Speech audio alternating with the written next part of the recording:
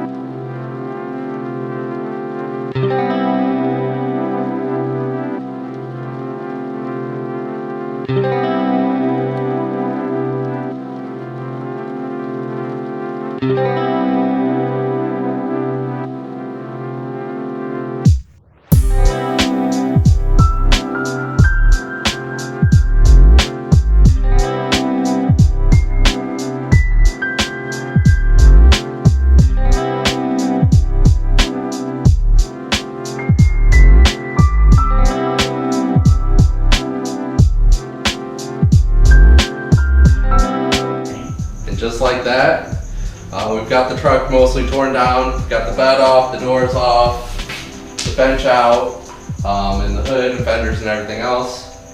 At this point, we're going to leave the cab on for now because there's going to be quite a bit of fabrication we're going to have to do for fitting the engine and making sure we get the trans tunnel fit.